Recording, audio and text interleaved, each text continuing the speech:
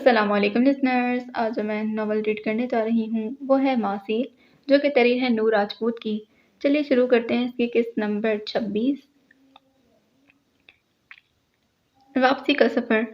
واپسی کا سفر اس کے لیے بہت مشکل تھا، لیکن یہ تو طے تھا کہ اسے واپس آنا تھا۔ اسے واپس آنا تھا، یہ دیکھنے کہ وہ جس سے محبت کا دعویٰ کرتا تھا اس کا کیا حال بنا چکا تھا۔ جس سے محبت کی جاتی ہے ہم اسے اپنا کردار سمجھ کر وصولی کرتے ہیں، اور یہ وصولی کسی طور سستی نہیں ہوتی۔ وہ فلائٹ میں بیٹھا تھا، 1 2 3 بلکہ پورے 12 سال بعد وہ واپس لوٹ رہا تھا۔ دل کی حالت عجیب سی تھی، زندگی اسے ایک نئے موڑ پر لے آئی تھی۔ قدم بھاری ہو چکے تھے۔ جب وہ یہاں سے گیا تھا تو کبھی سوچا نہیں تھا کہ پلٹ کر آئے گا، پر وہ اسے کھینچ لائی تھی۔ ہاں، جبیل اپنے ایک مقصد میں کامیاب ہو چکا تھا، وہ واپس آ چکا تھا۔ سید حویلی کے در و دیوار یہ سچ جان کر لرز گئے تھے جو اس وقت دائمہ جبیل پر بیت رہا تھا۔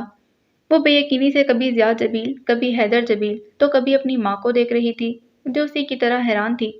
اس حد سے صرف وہ دونوں ناواقف تھیں۔ ضیاء جبیل سر جھکائے بیٹھے تھے، جبکہ سید جبیل کے اندر پچھتاوا تو تھا، پر انہوں نے ظاہر نہیں ہونے دیا۔ اگر وہ اتنے مضبوط اعصاب کے مالک نہ ہوتے تو شاید سید حیدر جبیل بھی نہ ہوتے۔ آج حمدان صاحب بھی ادھر ہی آئے ہوئے تھے۔ دائمہ نے مسکرانے کی ناکام کوشش کی، لیکن یقیناً آپ لوگ میرے ساتھ مذاق کر رہے ہیں۔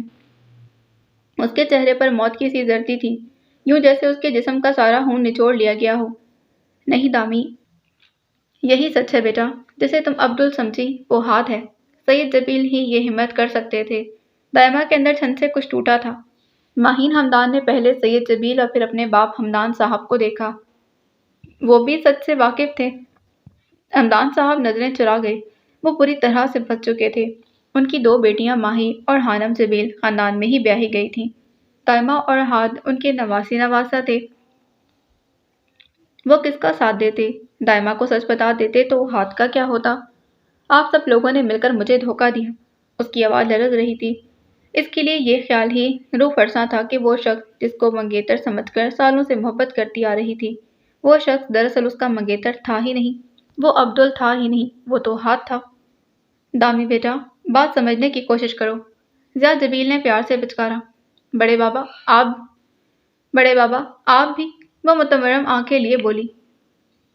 میں مدیحہ حشام جبیل کی بہن کے بعد جبیل خاندان کی اکلوتی بیٹی تھی۔ وہ لوگ اس کے ساتھ ایسا کیسے کر سکتے تھے؟ اس نے ایک ہاتھ سے اپنی پیشانی پکڑ لی۔ وہ اب خود پر قابو رکھنے کی غرض سے ڈرائنگ روم میں چکر لگا رہی تھی۔ یعنی آپ لوگ کہنا چاہتے ہیں کہ یہ شخص عبدل نہیں بلکہ ہاد جبیل ہے؟ اس نے دیوار پر لگی اس تصویر کی جانب اشارہ کیا جسے وہ اکثر دیکھتی تھی۔ ڈرائنگ روم میں موت کی سی خاموشی تھی۔ ماہین حمدان لپسیے بیٹھی تھی۔ وہ خود پر ضبط کرنے کی کوشش کر رہی تھی۔ اس نے سوچا نہیں تھا کہ اس کی بیٹی کے نصیب میں بھی وہ شخص نہیں ہوگا جسے وہ بے پناہ چاہتی ہے۔ یعنی اس رات ہاتھ نہیں بلکہ عبدل مر گیا تھا، اور ہاتھ عبدل بن کر رہ رہا ہے۔ او مائی گاڈ! وہ بے چینی سے ٹہلنے لگی۔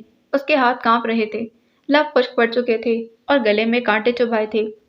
عبدل مرا نہیں، زندہ ہے۔ سید جبیل نے ایک اور بم پھوڑا۔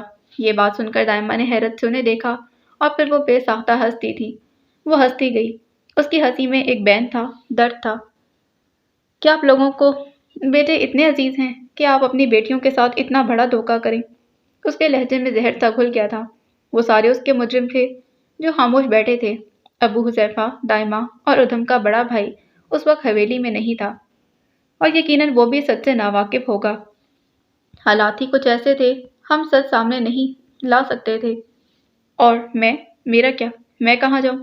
اس نے بے ساختہ اپنا چہرہ صاف کیا۔ جب تمہیں سچ پتہ چلے گا تم خود سمجھ جاؤ گی۔ مجھے نہیں جاننا سچ، وہ چلا اٹھی تھی۔ خدا کا خوف کریں آپ لوگ، میں انسان ہوں، کوئی گڑیا نہیں۔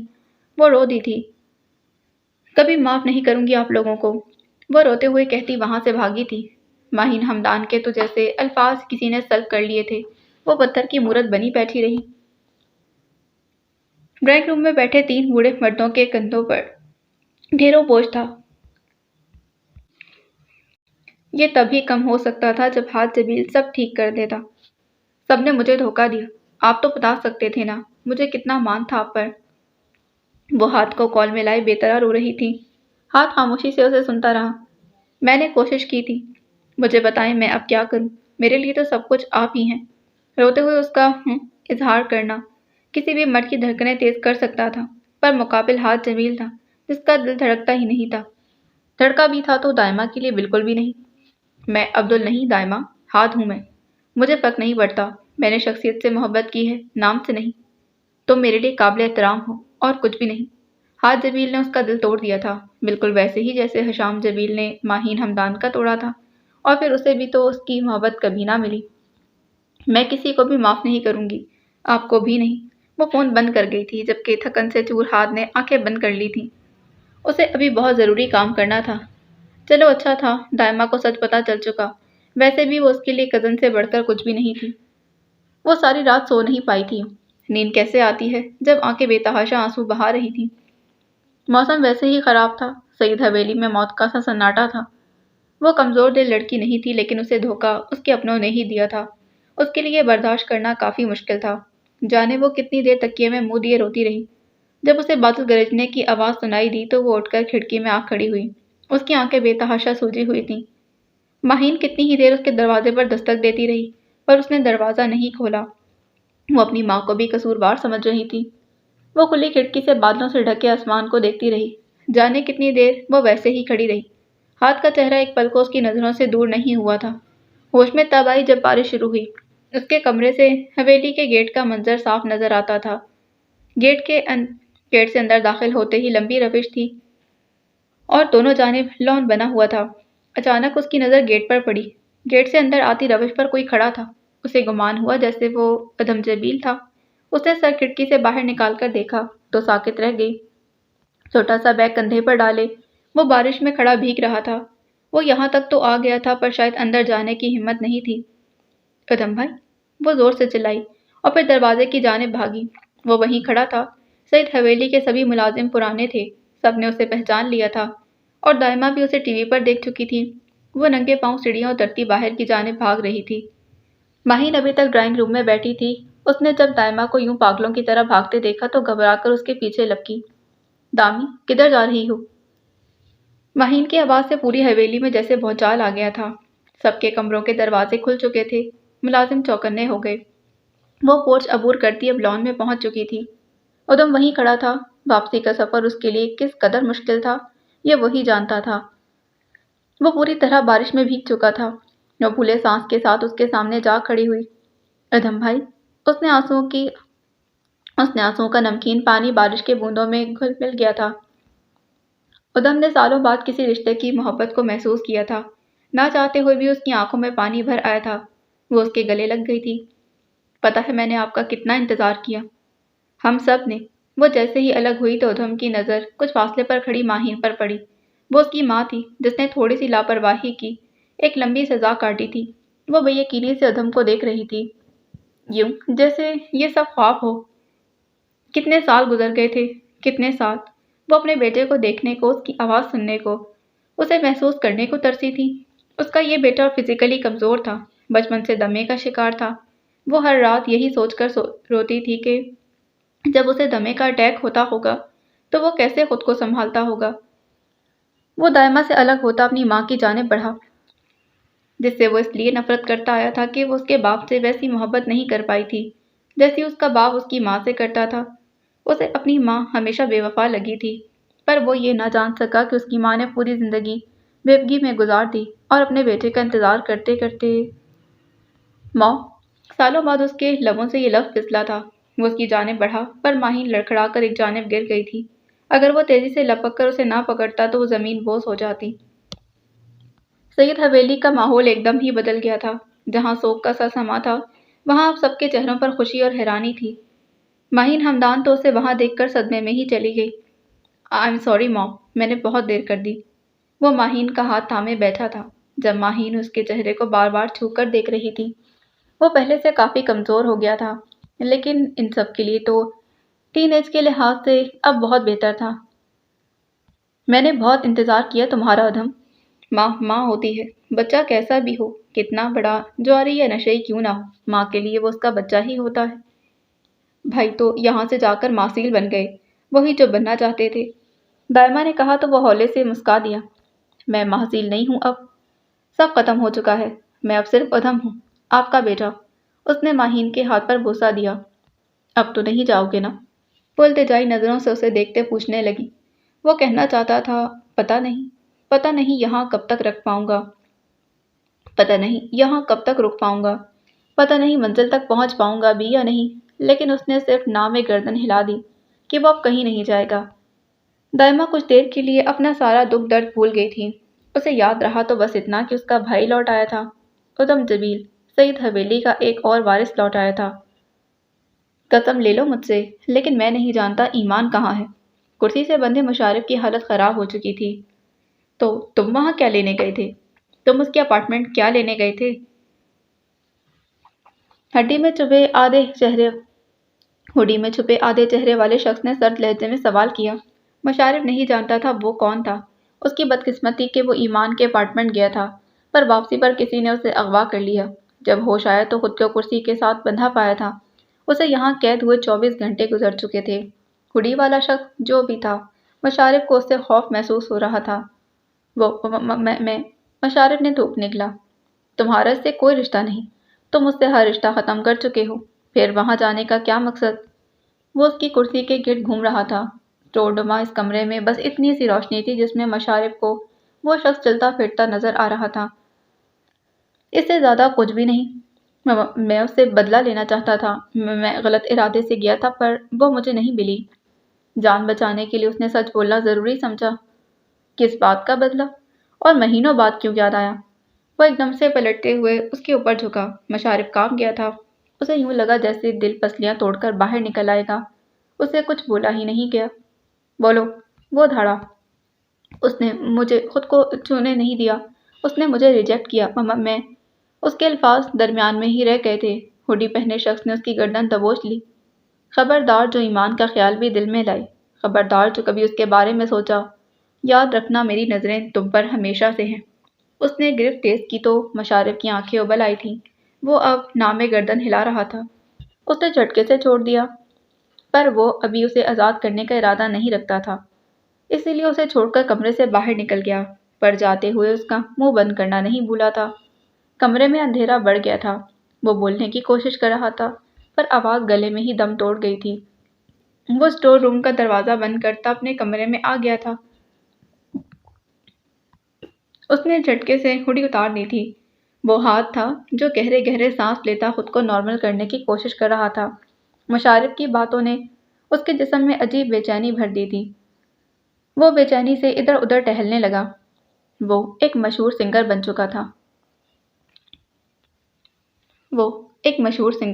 تھا، پر وہ کنسرٹ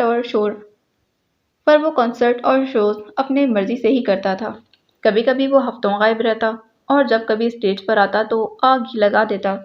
وہ اب کہیں بھی بے دھڑک گھوم نہیں سکتا تھا، لوگ اسے پہچان جاتے تھے۔ زیادہ تر وہ ماسک لگائے گھومتا، کبھی کبھی وہ باکسنگ کے لیے چلا جاتا۔ زندگی کافی حد تک پرسکون ہو چکی تھی، پر آج بھی اس کے ذہن میں ایک ہی سوال گھومتا تھا، کیا ہاتھ نے ایمانے کو ڈھونڈ لیا؟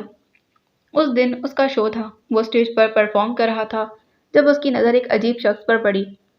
وہ سیاہ لباس میں تھا، سر سے پاؤں تک۔ وہ چیختے چلاتے لوگوں کے درمیان سرد نظریں اس پر جمائے کھڑا تھا۔ عبدل چونک گیا۔ وہ جو کوئی بھی تھا، کوئی فین تو ہرگز نہیں تھا۔ جب وہ پرفارم کر چکا تو اس نے اس ماسک والے شخص کو بھیڑ سے نکلتے دیکھا۔ عبدل سب چھوڑ کر اسٹیج کے پیچھے کہیں غائب ہو گیا۔ جیسے ہی وہ ہال سے باہر نکل کر سڑک پار کرنے کے بعد سنسان گلی میں داخل ہوا، اچانک ہی کسی نے اسے دھکا دیا۔ وہ لڑکھڑایا، پیچھے مڑ کر دیکھا تو عبدل اس کے پیچھے تھا۔ وہ خود بھی ماسک لگا کر آیا تھا، پر وہ شخص اسے پہچان گیا تھا۔ کون ہو تم؟ عبدل نے غرا کر پوچھا، لیکن وہ شخص اسے دیکھ کر مسکرایا اور بھاگنا شروع کر دیا۔ عبدل نے اس کا پیچھا کیا۔ وہ تاریک گلیوں میں بھاگ رہے تھے۔ عبدل نے اسے کئی بار پکڑنے کی کوشش کی، لیکن مقابل بھی فائٹنگ میں کافی قابل تھا۔ وہ دونوں اب قدرے سنسان جگہ پر پہنچ چکے تھے، اور پھر وہ شخص رک گیا۔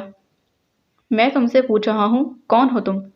عبدل نے آگے بڑھتے ایک زوردار مکہ اسے رسید کیا، لیکن وہ شخص اپنی جگہ سے ہلا ہی نہیں، یوں جیسے فولاد کا بنا ہو۔ وہ ایسے ہنس رہا تھا جیسے کوئی سائیکو ہو۔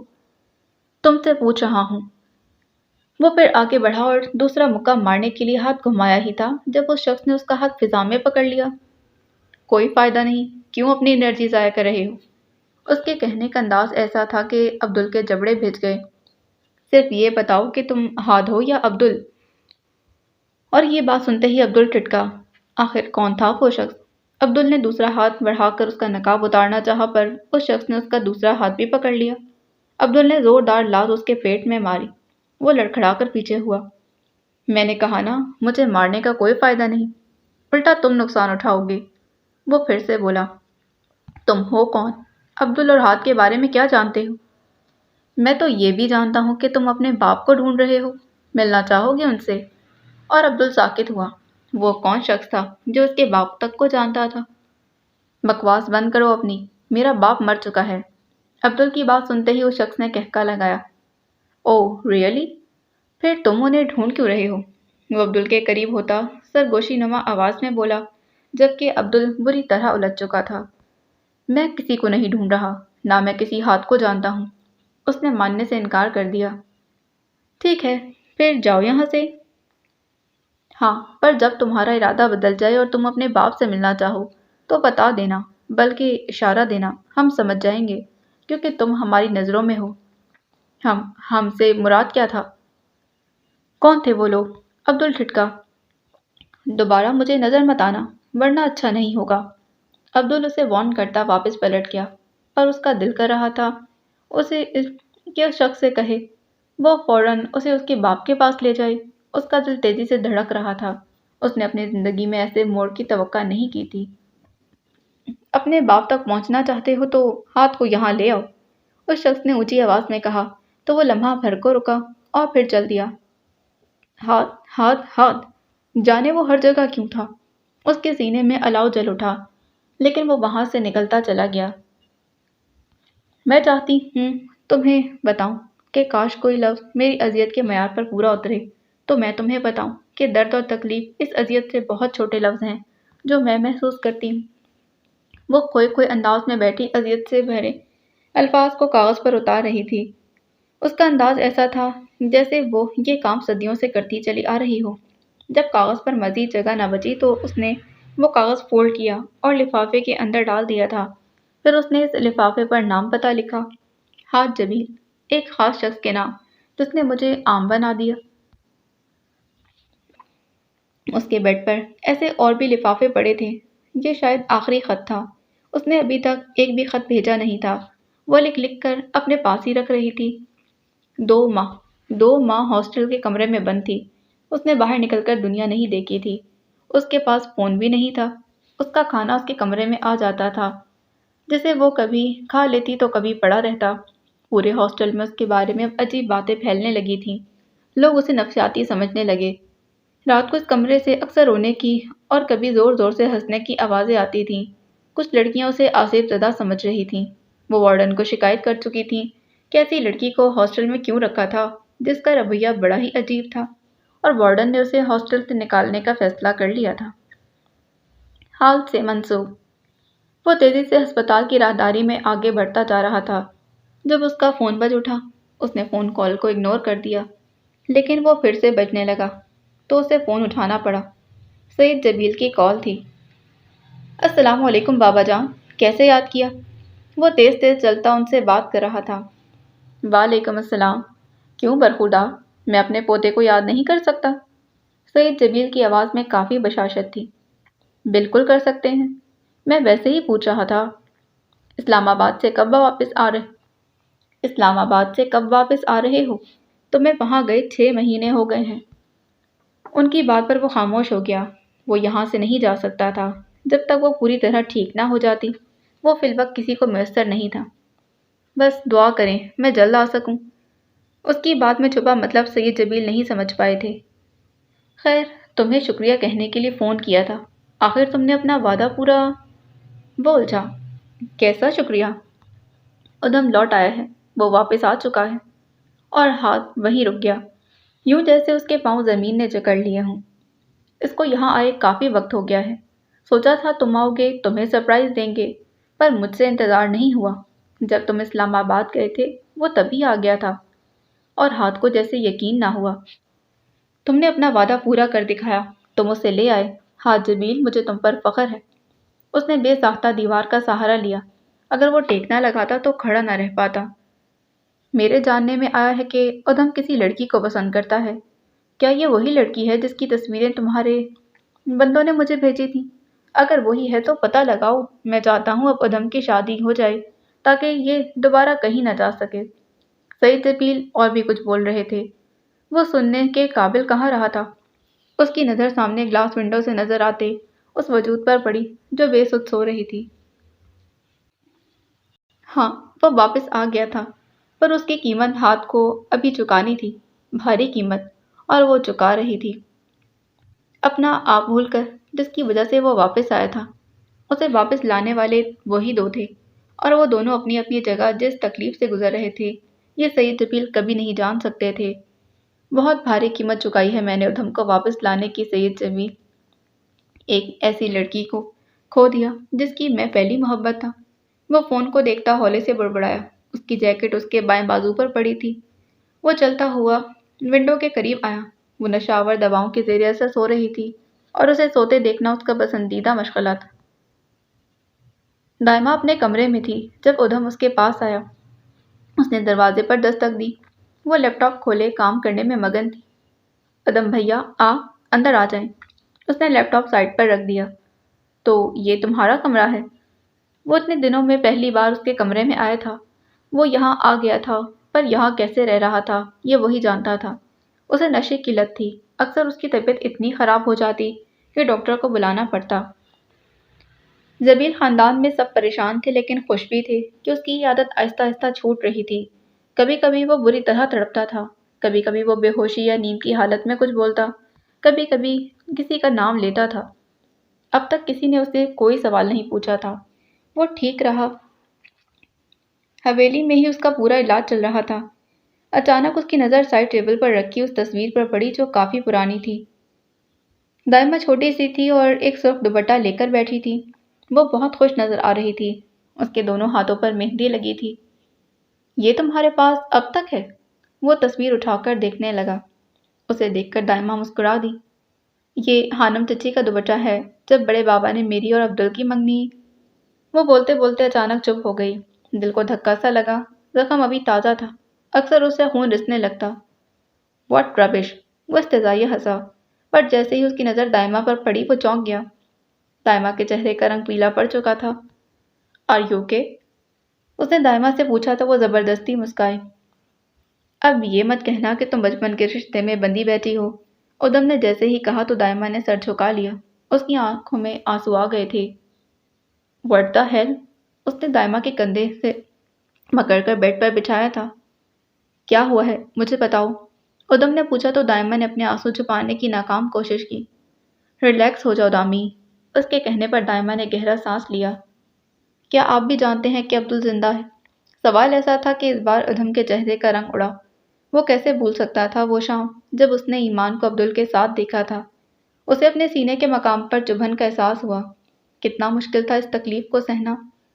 وہ کافی مشہور سنگر ہے، میں نے اکثر ٹی وی پر دیکھا ہے، پر تم پریشان مت ہو، کوئی تمہارے ساتھ زبردستی نہیں کر سکتا۔ اس نے دائمہ کو ریلیکس کرنے کی کوشش کی، پر وہ پورے سچ سے ناواقف تھا۔ کیا آپ کو کسی سے محبت ہوئی ہے؟ اگلے سوال پر وہ چونک گیا، پھر ہنس دیا۔ اس کی ہنسی میں درد تھا۔ ہاں ہوئی ہے۔ وہ بیڈ سے کچھ فاصلے پر رکھے اس سنگل سیٹر صوفے پر بیٹھا تھا جس پر کچھ دیر پہلے دائمہ بیٹھی کام کر رہی تھی۔ کتنی بار؟ اگلے سوال پر اس کی ہنسی بے ساختہ تھی۔ ایک ہی بار۔ اس سے پہلے اور اس کے بعد؟ دائمہ کے سوال اب اسے تکلیف دے رہے تھے، لیکن وہ انہیں نظر انداز نہیں کر سکتا تھا۔ اس سے پہلے جو تھا وہ محبت نہیں تھی، اور اس کے بعد تو بس درد ہی درد ہے۔ وہ سچ بول رہا تھا۔ اس کی سرمئی آنکھیں اس کا ساتھ دے رہی تھیں۔ کہاں ہے وہ لڑکی؟ اور نام کیا ہے اس کا؟ ایما کی شادی ہو چکی ہے۔ اس نے ایک ہی بات میں دونوں سوالوں کے جواب دے دیے۔ دائمہ کو بے اختیار اس پر ترس آیا۔ کیا وہ بہت خوبصورت تھی؟ وہ متجسس تھی اس لڑکی کے بارے میں جاننے کو جس سے ادھم جمیل نے محبت کی تھی۔ اس کے سوال اور اس کے انداز پر وہ پھر سے ہنسا۔ تم اب کام کرو، باقی باتیں بعد میں ہوں گی۔ وہ اٹھ کر اس کے سر پر چپت لگاتا دروازے کی جانب بڑھ گیا۔ آپ نے اسے جانے کیوں دیا؟ عقب سے دائمہ کی آواز ابھری اور اس کے قدم رک گئے تھے۔ دوہرا عکس۔ بتائیں نا، آپ نے اسے جانے کیوں دیا؟ وہ بضد تھی۔ ادم کے قدم جمے رہے لیکن اس نے پلٹ کر نہیں دیکھا۔ نہیں جانتا، وہ ہولے سے جواب دیتا کمرے سے نکل گیا تھا۔ دائمہ کو احساس ہوا کہ وہ دونوں بہن بھائی محبت کے معاملے میں اپنی ماں کی طرح بدقسمت ثابت ہوئے تھے، خالی ہاتھ رہ جانے والے۔ وہ سوچ رہی تھی پر سچ سے نا واقف تھی۔ وہ کمرے سے باہر نکلا تو اسے سانس لینے میں ذرا مشکل ہوئی۔ گہرے سانس لیتا وہ خود کو نارمل کرنے کی بھرپور کوشش کر رہا تھا۔ آپ نے اسے روکا کیوں نہیں؟ یہ سوال اس کے جانوں جانب گردش کرنے لگا۔ کاش میں اسے روک لیتا۔ اس کا دل پچھتاوے کی آگ میں جلنے لگا تھا۔ وہ سیڑھیاں اترتا نیچے آیا تو لاؤنج میں ہی اسے ضیاء صاحب مل گئے تھے۔ ادم بیٹا، وہ جو اپنے کمرے میں جانے کی تیاری کر رہا تھا ان کی پکار پر رک گیا۔ آؤ بیٹھو، انہوں نے اسے اپنے پاس بلا لیا تھا۔ وہ آہستہ قدموں سے چلتا ان کے قریب صوفے پر جا بیٹھا لیکن بولا کچھ نہیں۔ طبیعت کیسی ہے اب؟ وہ پیار سے پوچھ رہے تھے۔ لوز جینز اور اس پر ٹی شرٹ پہنے وہ رف سے حلیے میں تھا۔ وہ زیادہ تر ایسے ہی رہتا، گھنے بال بکھرے ہوئے تھے۔ میں ٹھیک ہوں گرینڈ پا، مجھے یہ کہنا تھا آپ لوگ یہ سب نہ کریں، اس نے خود پر قابو پاتے کہا۔ بھلا کیا؟ ضیاء صاحب الجھے۔ مجھے کوئی علاج نہیں کروانا، میں تھک چکا ہوں۔ یہ ڈاکٹرز، یہ نرسیں، میرا دم گھٹتا ہے۔ وہ یقیناً اپنے ڈرگز کے علاج کی بات کر رہا تھا۔ لیکن وہ تو ضروری ہے نا، اس بیماری کو ختم کرنا بھی تو ضروری ہے۔ ضیاء صاحب نے اس کے کندھے پر ہاتھ رکھا۔ یہ کوئی بیماری نہیں ہے اور میں اس کا سالوں سے عادی ہوں، اور میں اچھے سے جانتا ہوں مجھے کب اسے لینا ہے اور کب چھوڑنا ہے۔ میں اس پر قابو پانا جانتا ہوں۔ وہ اکتایا ہوا لگ رہا تھا۔ وہ جب سے یہاں آیا تھا اب تک سعید حویلی سے باہر نہیں گیا تھا۔ اس کا دل ہی نہیں کرتا تھا۔ زیادہ وقت وہ اپنے کمرے میں گزارتا۔ اپنا انسٹیٹیوٹ وہ مارتھا کے حوالے کرایا تھا، جو اکثر بیشتر کال کر کے اس کی طبیعت کا پوچھتی رہتی تھی۔ لیکن بیٹا پھر بھی ضیاء جمیل نے کچھ کہنا چاہا۔ گرینڈ پا پلیز، اس نے احتجاجاً کہا۔ ضیاء جمیل کو ہتھیار ڈالنے پڑے تھے۔ اس نے 2 دن بعد مشارف کو چھوڑ دیا تھا لیکن وہ ایمان کو ڈھونڈنے کی پوری کوشش کر رہا تھا۔ وہ اس دن سائٹ سے تھکا ہارا لوٹا تھا تو اسے ڈاکٹر مہک کی کال آ گئی تھی۔ جو خبر اس نے دی اسے سن کر ہاتھ کا روم روم جاگ اٹھا تھا۔ وہ جن قدموں سے اپارٹمنٹ میں داخل ہوا انہی سے واپس پلٹ گیا تھا۔ اس کے چلنے میں بھاگنے کی سی تیزی اور شدت تھی۔ دوسری جانب ڈاکٹر مہک بے چینی سے ہاتھ کا انتظار کر رہی تھی۔ جب سے ایمان غائب ہوئی تھی اس نے اسے ڈھونڈنے میں ہاتھ کا پورا ساتھ دیا تھا، یہاں تک کہ اس نے ہاسپٹل کے اپنے کمرے میں ایمان کے گم ہونے کا پوسٹر لگا رکھا تھا۔ اس کی ایک تصویر اور نیچے لاپتہ لکھا تھا، اور یہ اس نے سلمہ بیگم سے پوچھ کر کیا تھا۔ یہ پوسٹر انہوں نے جگہ جگہ نہیں لگائے تھے، البتہ ہسپتال کے چند مخصوص جگہوں پر چسپاں کیے تھے۔ پوسٹر پر موجود نمبر ہاتھ کا تھا۔ اس روز ڈاکٹر مہک روٹین کی ڈیوٹی سر انجام دے رہی تھی جب اس کے پاس ایک لڑکی آئی تھی۔ یہ لڑکی کافی وقت سے مائیگرین کی مریضہ تھی۔ وہ اپنا چیک اپ کروا رہی تھی۔ جب اس کی نظر ایمان کی تصویر پر پڑی وہ غور سے اسے دیکھ رہی تھی اور پہچاننے کی کوشش کر رہی تھی۔ یہ کون ہے؟ اس نے ڈاکٹر مہک سے سوال کیا۔ ایک رشتہ دار ہے، پچھلے 2-3 مہینوں سے لاپتہ ہے۔ مجھے لگتا ہے میں نے اسے دیکھا ہے۔ کیا یہ نفسیاتی مریضہ ہے؟ اس کی بات پر ڈاکٹر مہک نے چونک کر اسے دیکھا۔ کہاں دیکھا ہے آپ نے ان کو؟ نفسیاتی تو نہیں، البتہ جب وہ گم ہوئی تو اس سے پہلے ان کا ایکسیڈنٹ ہوا تھا اور سر پر گہری چوٹ لگی تھی۔ یہ میرے ہاسٹل میں رہتی ہے۔ 2-3 مہینوں سے یہ اپنے کمرے سے باہر نہیں نکلی۔ اس کے کمرے سے عجیب آوازیں آتی ہیں۔ سب لڑکیاں اس سے خوفزدہ ہیں۔ کیا تمہیں یقین ہے کہ یہ وہی لڑکی ہے؟ میں نے اسے زیادہ تو نہیں دیکھا پر مجھے یقین ہے کہ یہ وہی لڑکی ہے۔ تم 1 منٹ رکو، میں آتی ہوں۔ کیا تم ہمیں اپنے ہاسٹل لے جاؤ گی؟ لڑکی کے ہاں کہنے پر وہ فوراً کمرے سے باہر نکلی اور پہلا نمبر ہاتھ کا ملایا تھا۔ مجھے لگتا ہے ایمان مل گئی ہے۔ بی بی نکلو یہاں سے، پتہ نہیں کون ہو، کیا گناہ کر کے آئی ہو، پورا ہاسٹل پریشان کر دیا ہے۔ وارڈن نے اس کا سامان اٹھا کر باہر پھینک دیا تھا۔ نہیں، مجھے نہیں جانا۔ وہ اسے گھسیٹ رہی تھی جبکہ ایمان جو اپنے حواسوں میں نہیں تھی کسی ضدی اور خوفزدہ بچے کی طرح اپنی بات پر اڑی ہوئی تھی۔ مجھے نہیں جانا۔ وہ خود کو چھڑانے کی کوشش کر رہی تھی۔ تمہاری وجہ سے لڑکیاں ہاسٹل چھوڑ رہی ہیں۔ میرا بزنس برباد کر رہی ہو تم۔ جانے کس کا قتل کر کے چھپی ہوئی ہو۔ وارڈن نے اسے دھکا دیا تھا۔ وہ گیٹ کی دیوار سے ٹکرائی۔ مجھے نہیں جانا، مجھے باہر نہیں جانا۔ وہ خوفزدہ تھی۔ تبھی گیٹ کے باہر ایک بڑی سیاہ گاڑی آ کر رکی۔ کوئی اس کا دروازہ کھولتے پاگلوں کی طرح باہر نکلا تھا۔ اٹھا کر باہر پھینکو اسے، وارڈن نے گارڈ سے کہا۔ ہاسٹل کی ساری لڑکیاں اپنے کمروں سے باہر نکل آئی تھیں۔ کچھ ویڈیوز بنا رہی تھیں تو کچھ بنا ریکارڈ کیے اس تماشے سے لطف اندوز ہو رہی تھیں۔ اس سے پہلے کہ گارڈ آگے بڑھ کر اسے پکڑتا، وہیں رک جاؤ، ایک قدم بھی آگے مت بڑھانا۔ اچانک ابھرنے والی آواز پر سب نے چونک کر پیچھے دیکھا۔ وہ تیزی سے ایمان کی جانب بڑھا تھا، جبکہ ایمان اسی حالت میں کھڑی تھی۔ وہ ایک ہی جملہ بڑبڑا رہی تھی، مجھے نہیں جانا۔ اس کی حالت تشویشناک تھی۔ ایمان نے شاید ہی کسی نے اتنی شدت سے اسے پکارا ہو۔ اس کی طوطے کی طرح چلتی زبان کو بریک لگا۔ وہ جیسے ساکت ہوئی۔ ہاتھ کی جانب اس کی پشت تھی۔ وہ ہاسٹل کے گیٹ پر کھڑا تھا۔ وہ آگے بڑھ کر اس کے سامنے آیا، پر ایمان کا چہرہ دیکھتے ہی اس کے دل پر گھونسا پڑا تھا۔ ایمان نے نظریں اٹھا کر اسے دیکھا۔ اس کی آنکھوں میں شناسائی ابھری اور پھر وہ حسین آنکھیں آنسوؤں سے بھرنے لگیں۔ لے جاؤ اسے یہاں سے، پاگل ہے یہ، وارڈن کے لہجے میں حقارت تھی۔ عبدل، اس کے لب ہولے سے پھڑپڑائے تھے۔ اس کے لیے آج بھی وہ شخص عبدل تھا، بینش کا بھائی عبدل، سرد راتوں میں لان میں تہجد کے نوافل ادا کرتا عبدل، برستی بارش میں اسے جیکٹ دیتا عبدل۔ ہاتھ کون تھا؟ اس نے کیا کیا تھا؟ یہ حصہ پچھلے کافی دنوں سے اس کے دماغ سے محو ہو گیا تھا۔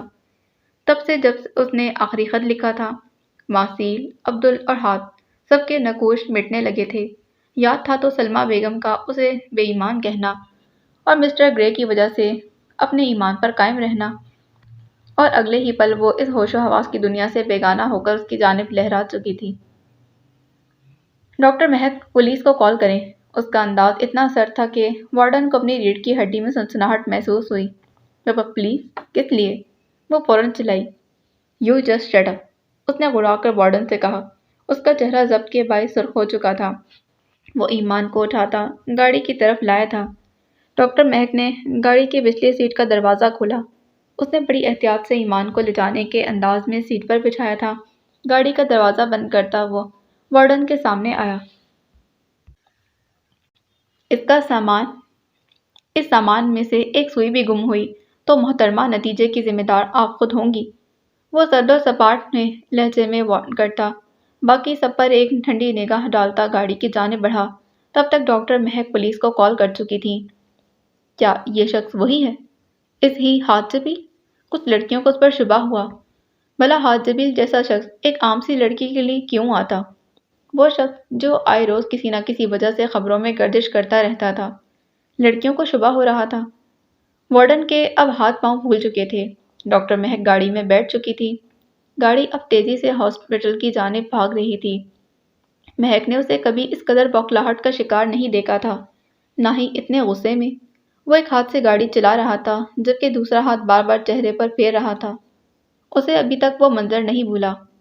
وہ خاموش بیٹھا تھا جبکہ ڈاکٹر مہک کے اپنے الفاظ دم توڑ گئے تھے۔ کچھ دیر بعد اس نے ایک نمبر ڈائل کیا۔ ہاتھ جبیل بات کر رہا ہوں، اس نے سنجیدہ لہجے میں کہا۔ ایک ہاؤس نمبر نوٹ کرو، گرلز ہاسٹل ہے۔ وہ کسی سے کچھ پوچھ رہا تھا۔ وہ کسی سے کچھ کہہ رہا تھا۔ مہک پیچھے ایمان کے ساتھ بیٹھی تھی۔ ہاتھ، ان کی نبض بہت سلو چل رہی ہے، وہ اس کا معائنہ کر رہی تھی۔ ہاتھ نے فون پر چند ہدایات دینے کے بعد گاڑی کی رفتار مزید بڑھا دی تھی۔ سلمیٰ بیگم کو ایمان کے ملنے کی اطلاع کر دی گئی تھی۔ ہاتھ کے ساتھ ساتھ ڈاکٹر مہک بھی ایمان کے ہوش میں آنے کا انتظار کر رہی تھی۔ وہ بے چینی سے اس کے کمرے کے باہر ٹہل رہا تھا۔ بے چینی سی پورے جسم میں پھیلی ہوئی تھی۔ رہ رہ کر ایک ہی خیال ذہن کی دیواروں سے ٹکرا رہا تھا۔ آخر اس نے ایمان کو دھکا کیسے دیا؟ وہ بے طرح اضطراب کا شکار تھا۔ خون بری طرح کھول رہا تھا۔ وہ ابھی تک ہوش میں نہیں آئی تھی۔ اسے ڈاکٹر مہک کے حوالے کرتا وہ پولیس اسٹیشن جا چکا تھا۔ بی کیئرفل، وہ مہک کو تاکید کرتا ہواؤں کی سی رفتار سے وہاں سے غائب ہوا تھا، اور پھر اگلے گھنٹے میں اس گرلز ہاسٹل پر تالا لگ چکا تھا۔ وہ لڑکی پاگل تھی۔ اس کی وجہ سے ہاسٹل کا ماحول خراب ہو رہا تھا۔ وارڈن پولیس اسٹیشن میں موجود تھی اور اب بے طرح چلا رہی تھی، جبکہ ہاتھ خود پر پوری طرح قابو کیے پرسکون تھا۔ ارے میں اسے نہ نکالتی تو کیا کرتی؟ آپ ایک خاتون کو دھکے دینے والی کون ہوتی ہیں؟ اس کا انداز اتنا ٹھنڈا تھا کہ وارڈن کو چپ لگ گئی۔ اگر ان کی طبیعت خراب تھی تو آپ انہیں ہاسپٹل لے جاتی۔ اگر آپ کو کوئی غیر قانونی حرکت نظر آئی تھی تو پولیس کو فون کرتی۔ آپ کو کس نے حق دیا کہ آپ ایک عورت ہو کر دوسری عورت کے ساتھ ایسا سلوک کریں؟ وہ کونیوں کو ٹانگوں پر جمائے تھوڑا جھک کر بیٹھا تھا،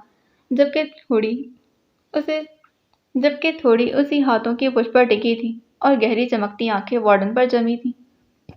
اس کے دیکھنے کے انداز سے ہی وارڈن کو اپنی رگوں میں خون جمتا محسوس ہو رہا تھا۔